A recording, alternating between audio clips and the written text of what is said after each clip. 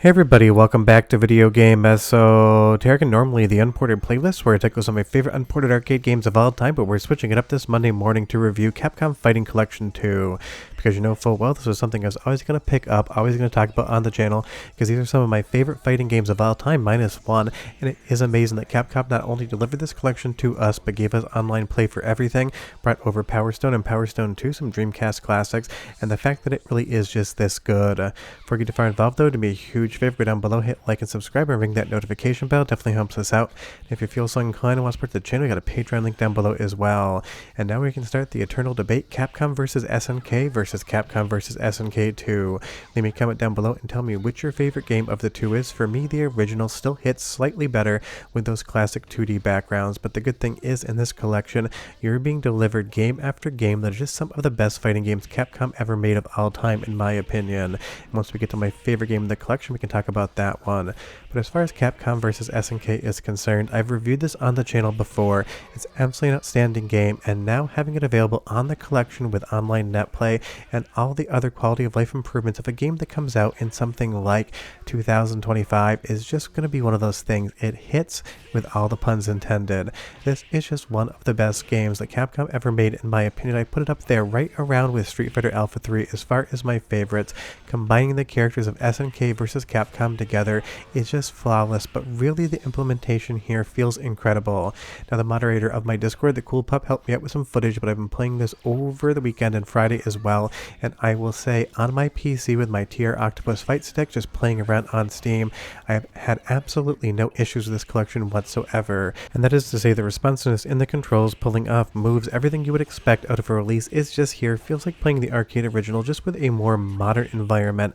And as far as online is concerned, I've had some great matches with some people as well. I would say that the lobby was a little bit sparse on release day, but I'm sure that is going to improve overall. And as far as the netcode is concerned, I either won a match or lost a match based upon my skill level or lack thereof. There was nothing in the online play whatsoever with a decent ping that I would complain about. It just felt like playing a game with somebody sitting next to you, except that person may be halfway across the world. And that is definitely something that it's going to make or break a collection like this, having that online net play being that good or bad. And trust me, on this one you don't have to worry about it. I had an excellent time. But now let's move over to Capcom vs SNK 2. This is the one that kind of pivots up the formula and goes a little bit Marvel vs Capcom 2 on us with the full 3D backgrounds.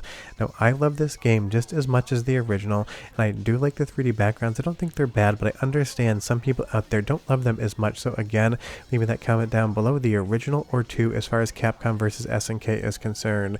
An early collection like this makes me think it's time for a Capcom vs SNK game in 2025, or maybe even an SNK vs Capcom game, because they keep using all the characters and crossovers with the new Garu games, with all the Street Fighter games. We need to combine this together again and see one more challenge.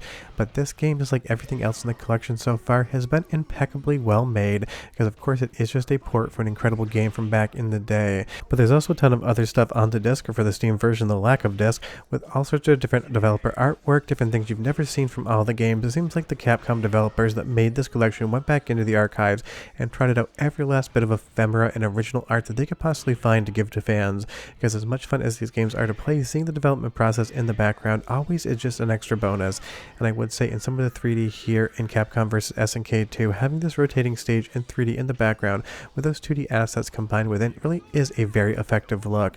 And I totally get it, this was the era in which 3D and 2D could be a little bit of a tonal mismatch when it came to the visuals, but I've always loved it here. And again, playing this online, playing it just against the CPU in my office before I decided to make a video on it, it's just been working perfectly fine. And that's the great thing. If these games didn't control well, if there was latency in the controls or bad netcode, they wouldn't be as much fun, because you need that responsiveness in the gameplay in and of itself to enjoy these games, and that is just what excels here. But for every game that's super common like these two, we got some incredible deep cuts as well. But first, it's time for a soundtrack sample, 45 seconds or so, and I'll be right back with a lot more Capcom fighting game fun.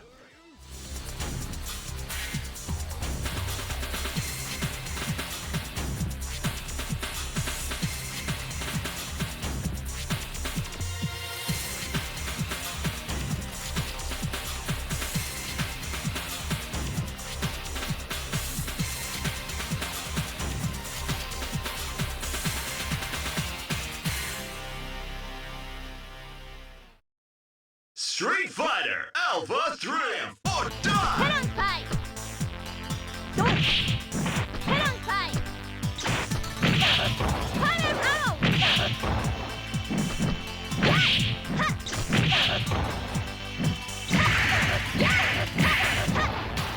So Street Fighter Alpha 3 Upper was your first soundtrack sample of the video, and that's because Street Fighter Alpha 3 is my favorite of any Capcom Street Fighter fighting game.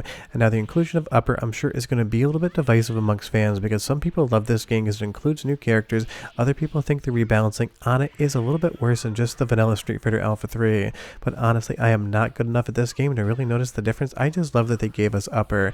If you aren't aware, there's also a sequel to this called Double Upper, or Max in the USA. And I just love the idea of Street Fighter Alpha 3 Double Upper. It's a very strange title, doesn't work whatsoever, but it kind of makes you laugh. And again, this is just like every other bit of the collection. That's what you can really take away of this from a review of someone who loves to play these games but might not be the best at fighting games. Every single game in this is lovingly taken care of. All of the controls are precise. All of the netcode is good. Now there are a couple of games that I wish would have seen inclusion in this collection, but we'll talk about those in just a bit. And honestly, if you're going to put in Street Fighter Alpha 3, maybe Alpha 2 would have been a good inclusion as well.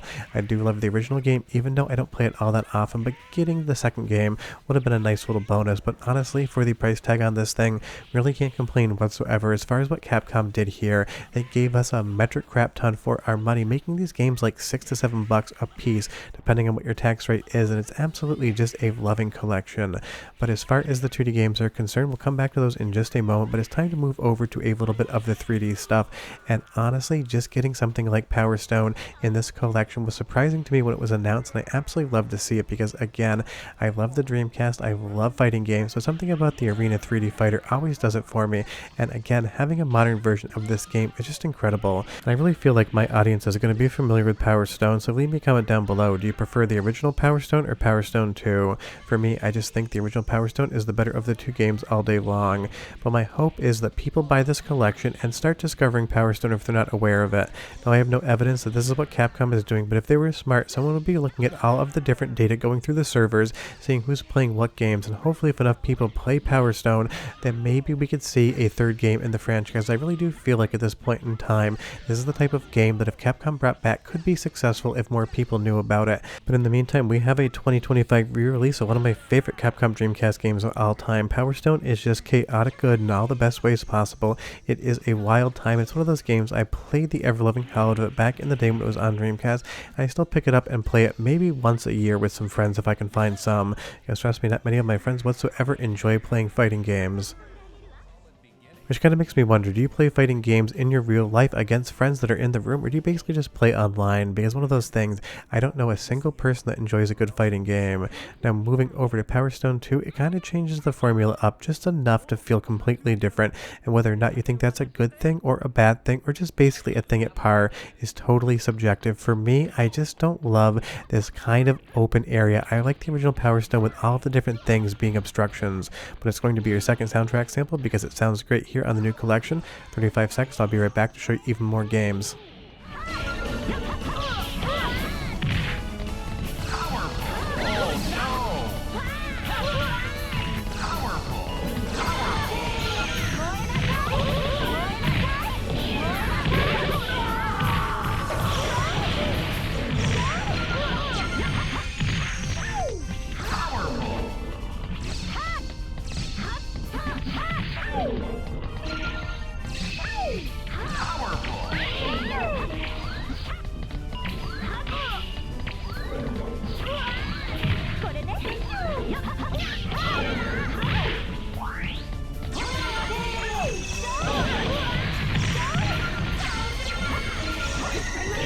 Fun music to me, but maybe not as good as the original Power Stone. Now moving over to Project Justice, this is an absolutely stunning game on Dreamcast. It's one of those titles that just absolutely hits pun very much intended. It does have a team and tag mechanic, but it kind of leads me to the first omission in this collection, that Rival Schools is not included on it. That was a PlayStation 1 based Capcom Xeon arcade board, and of course we got a port home, and I am surprised that in this collection they decided to go with the second game but not the first. Now that totally makes sense for something like Street Fighter Alpha 3 Upper personally, but as far as as this actual franchise is concerned, I would have loved to have seen both games, because again, I feel like these, especially for newcomers that maybe didn't play them back in the PlayStation 1 and Dreamcast era, might not realize that they exist, and giving them both titles would be a fun time. Now that really is the only thing I can think of in this collection, is the omission of some of the earlier games before the games they actually feature in Capcom Fighting Collection 2. But if that's all I can think about really to complain about, and I'm not even really complaining, then you know this thing is going to be an amazing experience. And if you've never played Project Justice before, I can't recommend this one enough. Sure, the characters aren't those iconic Capcom characters or even some of the SNK characters from Capcom vs. SNK. This is basically your high school anime 3D fighter come to life. It has so much flair, so much charm, and it really just is one of those titles. If you've never played it before, I feel like you're absolutely going to love it. And again, just like everything else in this video, the implementation here feels great. I played every single game on my PC with my arcade stick, and it really just felt like about as close as you could get to plugging this into a Dreamcast or Naomi and just kind of having fun with all of the titles. Now, of course, these ran on completely different boards. I'm not trying to say they all run on Dreamcast or Naomi, just talking about Power Stone here as well as Project Justice. But if you've never played this one before, maybe make it the first stop on this collection just to get yourself familiar with a new game. Now moving over to Plasma Sword, this is maybe where I'm getting a little less interested in the games that are on the collection. Plasma Sword is fun. I'd say it's a B-tier fighter, but it really isn't going to kind of hit the same way something like Project Justice does. But it is another in one of those Capcom iconic franchises where you just get to have another good fighting game. And Capcom's made so many fighting games over the years, you really end up in a situation where you can kind of play the B-tier stuff and realize that it is very good. Kind of feels like they're trying to be both a Tekken and a Soul Calibur at the same time, and getting really close to being successful with that. But it's one of those things. Maybe this one's just a quick diversion on the collection for you, or maybe it's your favorite game of all time. So leave me a comment down below and you tell me on this one. Thumbs up or thumbs down, I would be curious. And that's going to move us to the last game that we're going to feature in this video, and the one that I feel like is probably the most divisive over all of them. I'm sure you could probably guess what it's going to be. And of course it has to be Capcom Fighting Evolution. Now I'm not here to say that this is a bad game, I'm just here to say it's not as accomplished as any of the other Capcom fighting games on this collection. Not as far as the gameplay is concerned, and not as far as the art style is concerned either. It is a fun distraction, it's not a bad game whatsoever, it just doesn't really bring that Capcom charm, and it really comes down to, at least for me, some of the backgrounds here. Barely anything moves whatsoever. Sure, the fighting game mechanics are relatively sound, the balance is decent, there's nothing quote-unquote wrong with the gameplay here, there's just not anything right with it either. It kind of feels like maybe a budget release or something that Capcom had to rush out the door to try to capitalize on something, and it just didn't quite work out. But it is still an interesting game to check out in the collection, and because this collection is filled with so many absolutely iconic hits, there definitely had to be a game that just was what I would consider the worst of the collection, and Capcom Fighting Evolution has to take that spot. But honestly, having some characters from Red Earth in here can't hurt. But that is the pivot on Port Authority and Unported playlist this week. As opposed to talking about an unported arcade game, we're talking about a ton of ported arcade games in a new collection that I absolutely love. Leave me a comment down below and tell me what your favorite game on the disc is. See you next time. Bye-bye.